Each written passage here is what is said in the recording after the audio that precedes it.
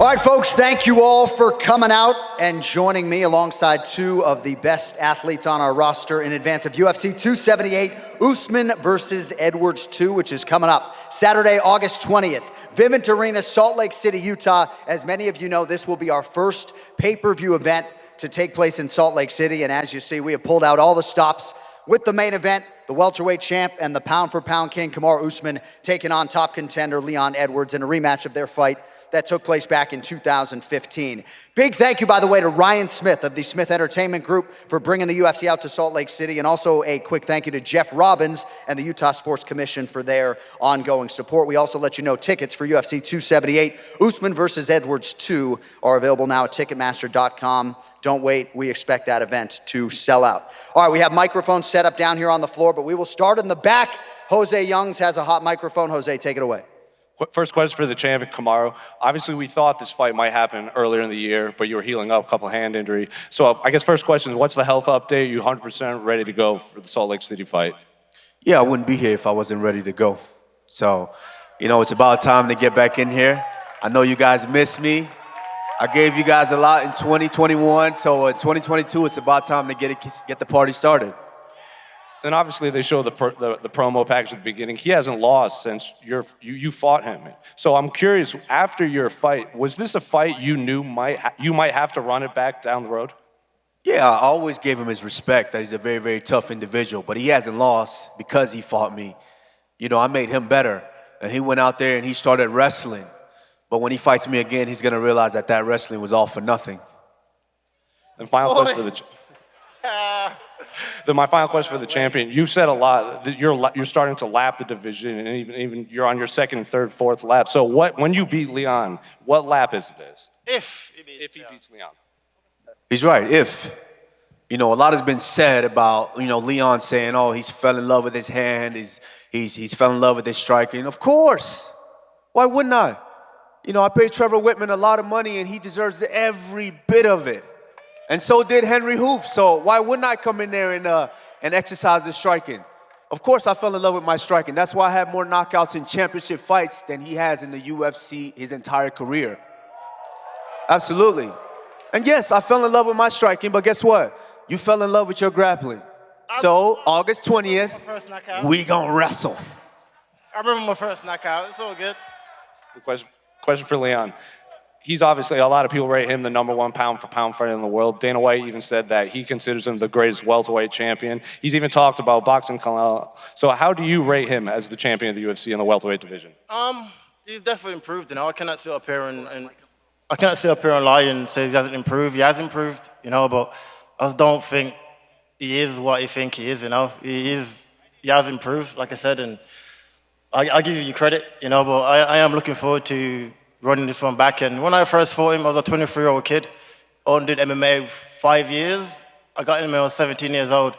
Fought him when I was like 23 years old. So now I am a veteran in the sport, and I've been doing it 13 years now. Been through ups and downs, been hurt, came back, won, lost rounds, headline events. Now here we are, and this is my dream, and I am looking forward to making it happen. Question for Leon, again, going off of that. The UK have only seen one UFC champion, Michael Bisping. What would it mean for you to bring the title back to the UK?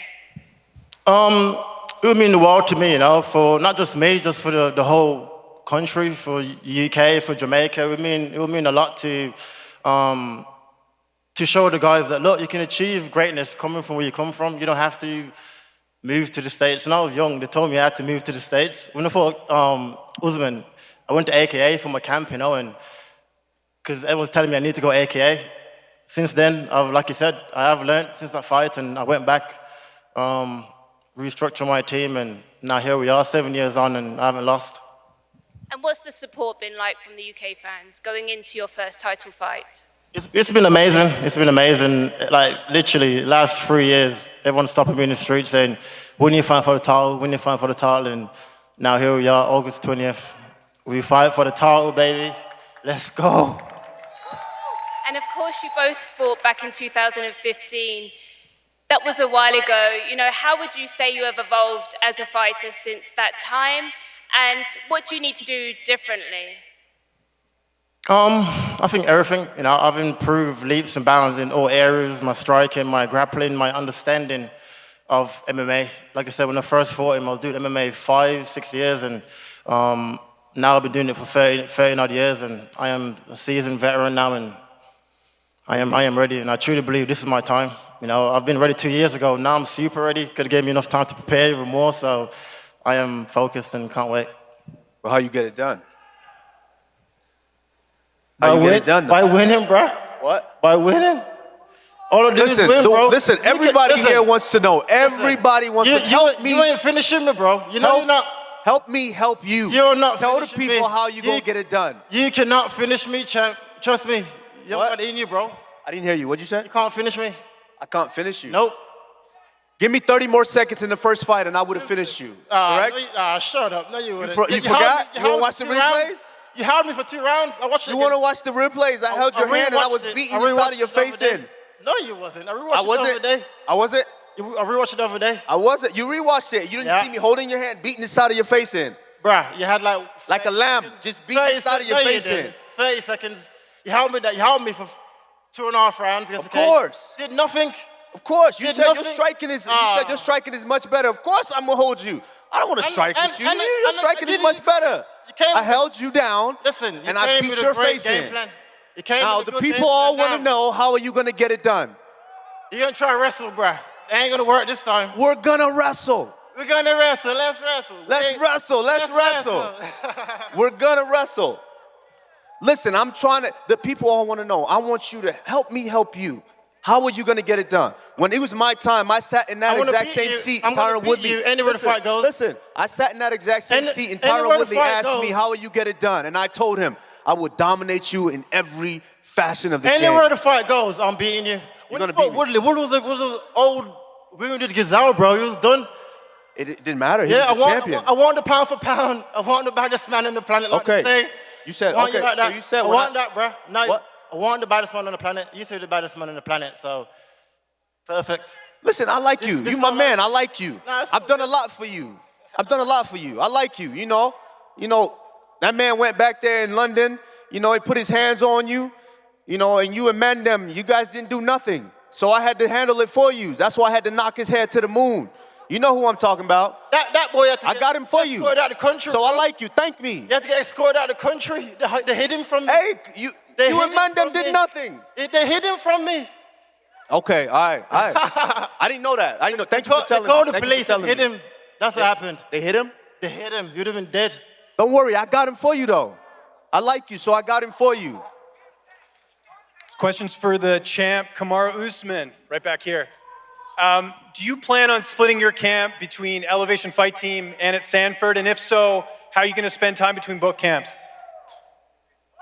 On Sunday, I'm in Denver with my coach, Trevor Whitman.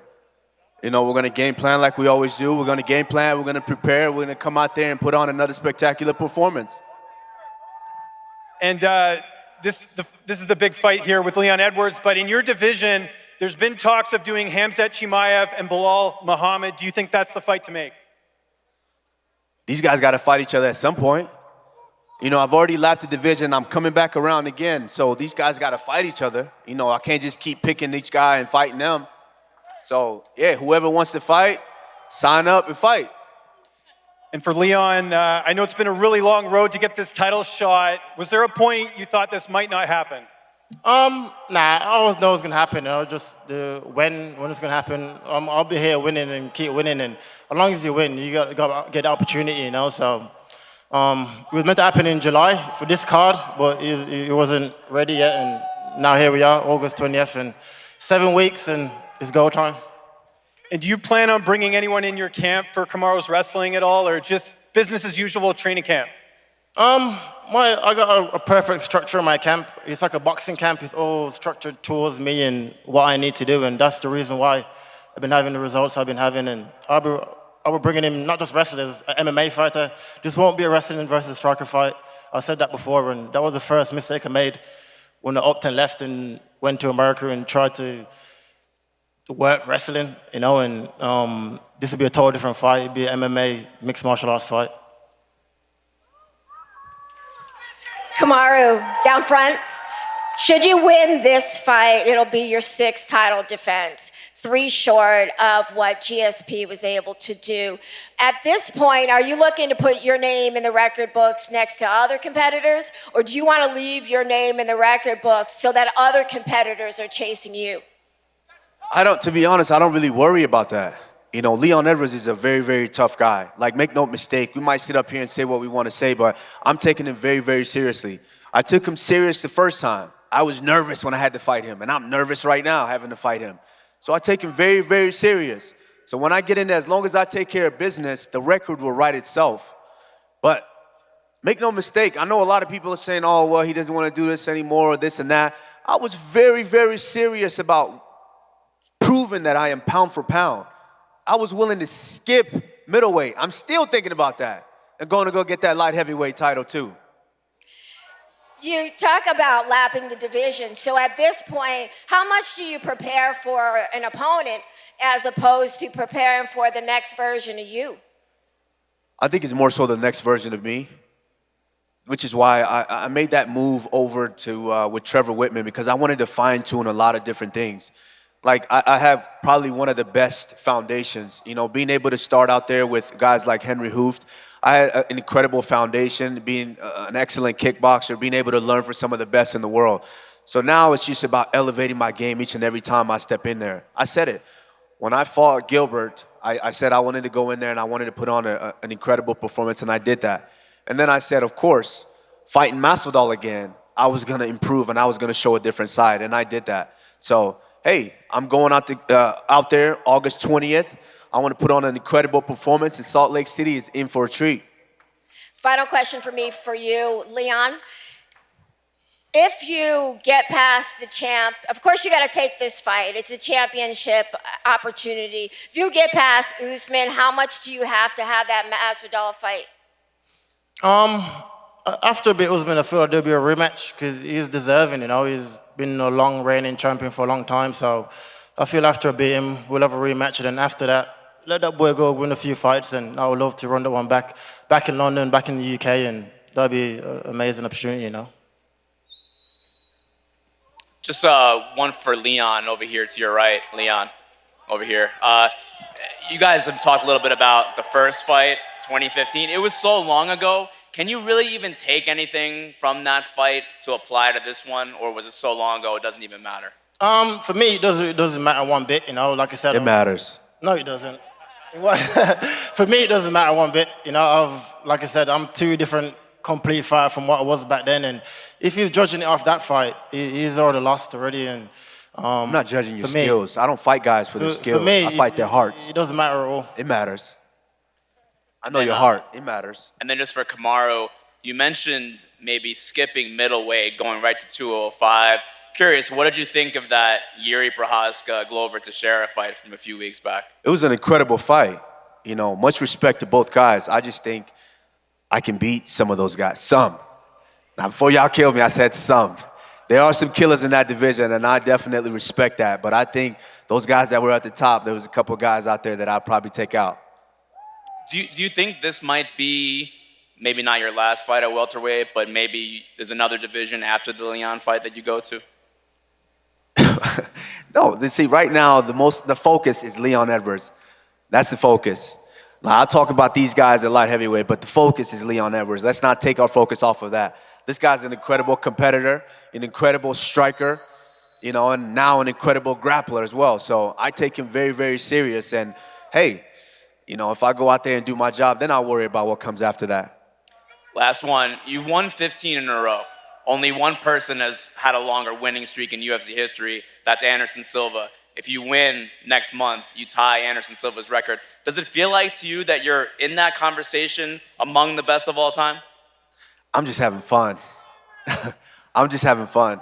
As long as I keep having fun, like I said, the records will write itself. So I'm just keep having fun. And when I'm decide that it's time for me to walk away, I'll make that decision. But it's not now. Thanks, guys.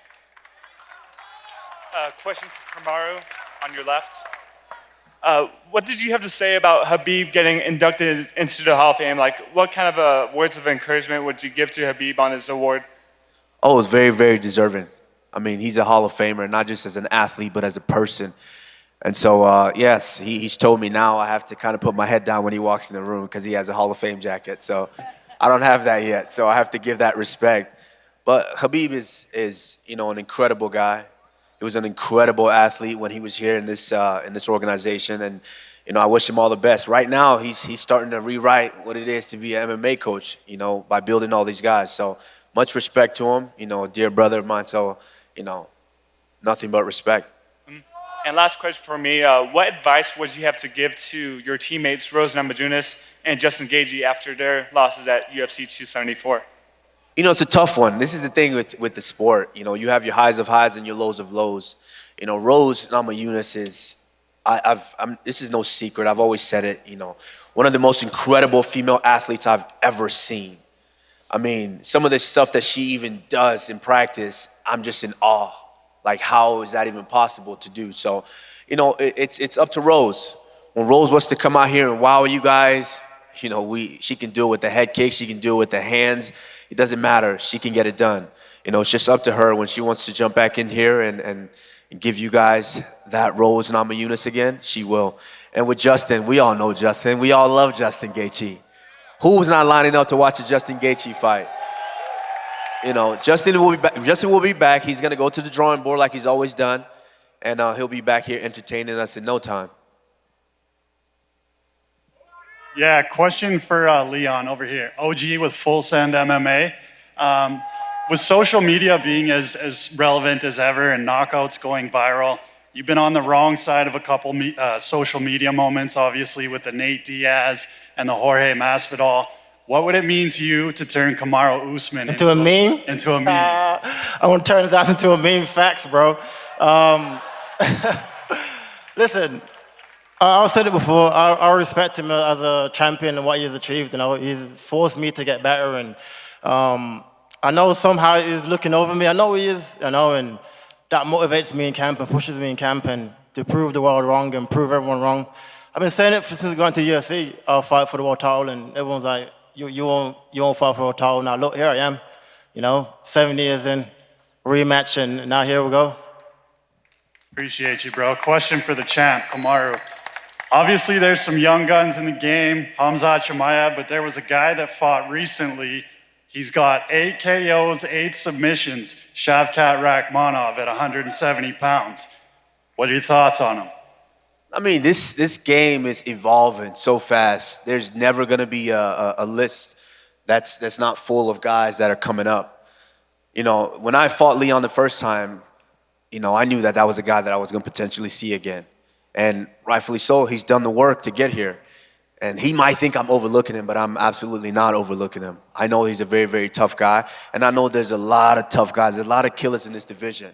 The 2 guys that you just mentioned, Vicente Luque, Gilbert Burns is still here, Kobe Covington, Sean Brady. There's a lot of guys that are in this division that are still coming up. And I have my eye on all of them. As long as I'm sitting up here at the top, they all have to train for one guy. I have to train for everyone. Appreciate it. Thank you, guys. Greg Ivory with Bleacher Report betting. This question is for the champ. Last April, I was here with Chad Ochocinco, and unfortunately, he bet against you. But he sent me back because we got to get that money back. And I want to know, and the people from BR Betting want to know, are you a lock against Edwards? Now, too bad Chad is not here. I just did the I Am Athlete, and I was waiting for him. He come to my press conference, and you going to tell me you're going to bet against me? Come on. Everybody knows when Kamaru Usman's fighting, you don't bet against him. And so, of course, your money's safe if you bet on me. Champ, I got another question for you. You talked about boxing Canelo Alvarez. Do you think you'll be the favorite in the matchup? Oh, come on. Based off his recent performance? No. Listen, this is the thing that people are misconstruing. Like, I'm not saying Canelo is not great. He is great, which is why I wanted to step up to that challenge. He's the pound-for-pound best boxer out there. I understand that. That scares me, which is why I wanted to. It scared me. When I fought Leon Edwards the first time, it scared me. This is a striker, you know, I'm a wrestler, I'm trying to learn striking. It scared me. It's scaring me right now, sitting up. You can see me. You don't see me shaking? It's scaring me sitting up here right now. You know, of course I wanted to take that challenge.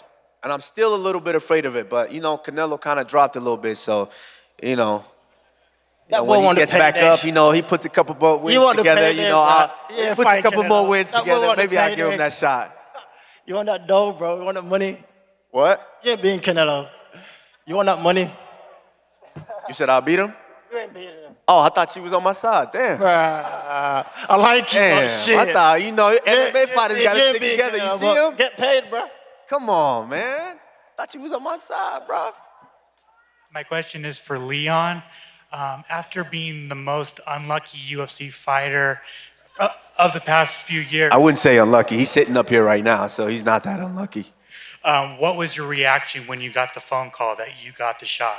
I don't see it as unlucky. I see it as it gave me more time to improve myself, more time to get better and to put myself in a position where I am more than confident to win the world title, you know. And like I said, I was ready 2 years ago, and they gave me another. I had 6 cancellations of fights, 6 training camps, 6 camps to improve myself and get better, you know. And so yeah, I want to say I'm lucky. I'm just more focused and more better than what I was 2 or 3 years ago. Thank you for that. And Kamaru, coming off a major hand surgery, does that affect your confidence at all going up against an elite striker like Leon? No, I think I was trying to rush myself in here because, you know, I wanted to be the guy up here right now weighing in for you guys to watch. And so I was trying to rush myself to get here International Fight Week and give you guys an amazing performance. But unfortunately, I had to listen to my doctors and really let that hand heal because you guys all know when I throw that right hand, I'm trying to bang someone's head off. And finally, Kamaru, your brother is currently competing on The Ultimate Fighter. How important would it be for you to fight on the same card for him or even him just being in the UFC? I don't know if I want to fight on the same card as him. You know, if you've ever seen my brother in my corner, you know that's the ultimate hype man. You know, you kind of need him. I need my brother there hyping me up too. So, you know, if it happens, it happens. But I love cornering him. I love being a voice of reason for him. And I love having him in my corner because you know you're not messing with me if my brother's around me. So I'm extremely excited. I can't wait for you guys to see what the fighter that he's going to grow into in that heavyweight division. All right, gentlemen, thank you very much. If you do want to join us for UFC 278 in Salt Lake City, Utah, August 20th, you can go to Ticketmaster.com. We're going to get our matchmaker, Mick Maynard, up here. He's going to stare these gentlemen off. And don't forget, top of the hour, ceremonial weigh-ins for UFC 276. Thank you all very much for coming out.